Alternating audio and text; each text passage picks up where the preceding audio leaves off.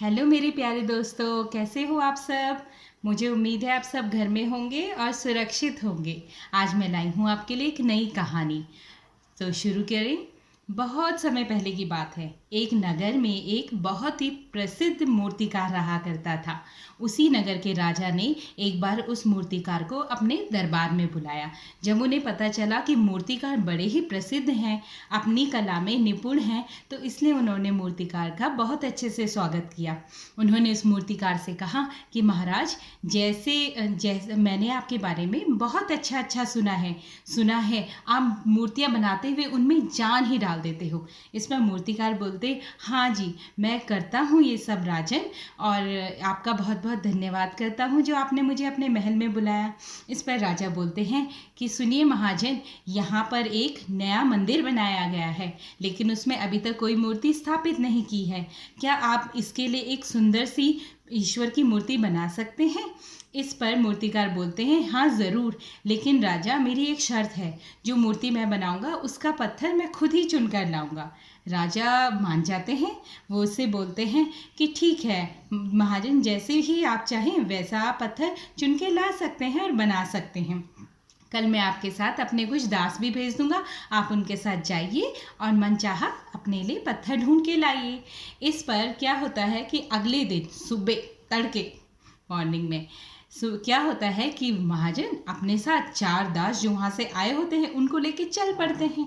घूमते घूमते 3-4 दिन ऐसे ही निकल जाते हैं। कोई पत्थर ना तो महाजन को पसंद आता है, और ना ही तो मूर्तिकार को पसंद आता है, और ना ही दासों को कुछ समझ में आता है। ढूंढते ढूंढते क्या होता है कि आखिरकार वे एक चट्टान के पास पहुंच जाते हैं। उस चट्टान के पास रखा हुआ एक बड़ा सा विशाल सा पत्थर होता है, जिसे देखकर मूर्तिकार एकदम प्रसन्न हो जाते हैं। वो दास से कहते हैं कि देखो, मुझे इसी तरह का पत्थर चाहिए था ईश्वर की मूर्ति बनाने के लिए। तुम जल्दी से ऐसा करो, इस पत्थर को यहाँ से निकालो और हम इसे ले चलते हैं। जैसे ही दास जो थे उस पत्थर को तोड़ रहे, उस चट्टान को तोड़ रहे होते कि वो क्या होता है, वो बिल्कुल ऐसे टूट जाता है, उसके 2 हिस्से हो जाते हैं। लेकिन क्योंकि वो मूर्तिकार को इतना पसंद आता है कि मूर्तिकार बोलता है कि नहीं नहीं, मैं चाहता हूँ कि यही 2 पत्थर को ले जाया जाए। तो वो सोचते हैं कि चलो एक का तो मैं मूर्ति बना दूंगा, दूसरे का मैं क्या करूं, उन्हें समझ में नहीं आता है।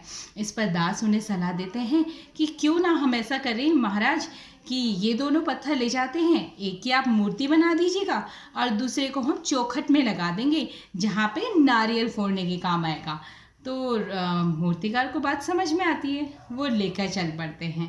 जब वो घर आते हैं तो उसके बाद वो मूर्ति बनाना शुरू करते हैं। जिस पहले टुकड़े पे वो मूर्ति बनाना शुरू करते हैं, वो क्या होता है, उस पर जैसे ही बनाने की कोशिश कर रहे होते हैं वो बनता ही नहीं है।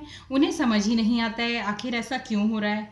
उसके बाद वो क्या करते हैं, दूसरे हिस्से की तरफ जाते हैं और उसमें मूर्ति बनाना शुरू करते हैं। तो क्या होता है, धीरे धीरे उसमें सुंदर सी मूर्ति बनने लग जाती है। ईश्वर की सुंदर सी आकृति उभरने लग जाती है, इतनी सुंदर मानो साक्षात ईश्वर ही हो।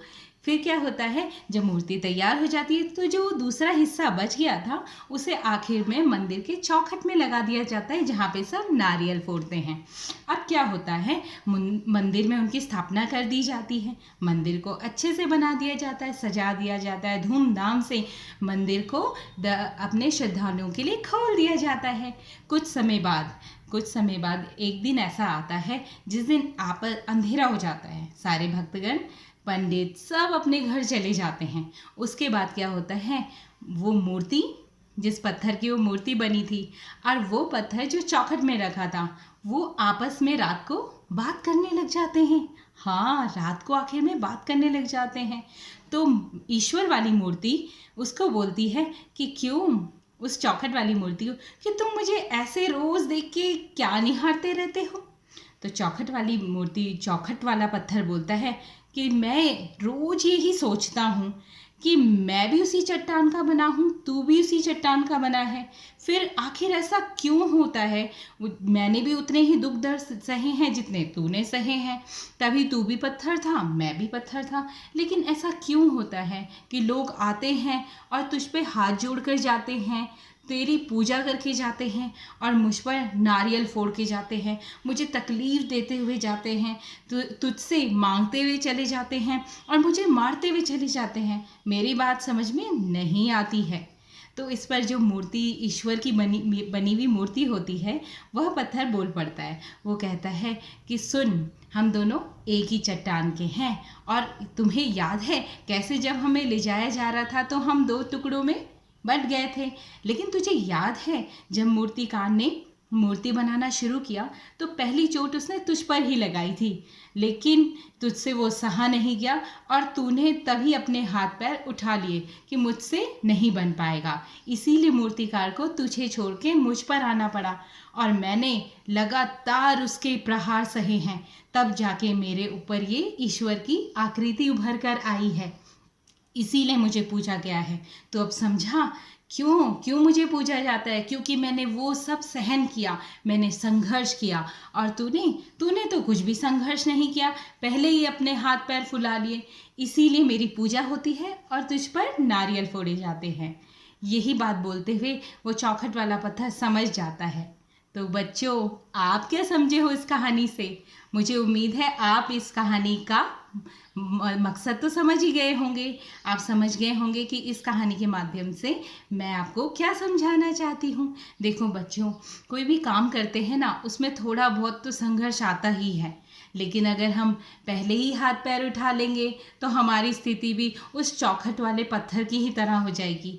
और अगर हम अपने ज़िंदगी में जो उतार चढ़ाव आते हैं, जो संघर्ष आते हैं, उनसे होते होते जाएंगे तो एक दिन हमें भी ईश्वर की मूर्ति की तरह पूजा जाएगा। आप समझे मेरी कहानी? अगर आपको ये कहानी अच्छी लगी हो तो इसे लाइक कीजिए, शेयर कीजिए और हमारे श्रृंखला दादी नानी को सब्सक्राइब कीजिए। आपका बहुत बहुत धन्यवाद। ऐसे ही हम आपके लिए कहानियाँ लाते रहेंगे और आपका मनोरंजन करते रहेंगे। Thank you.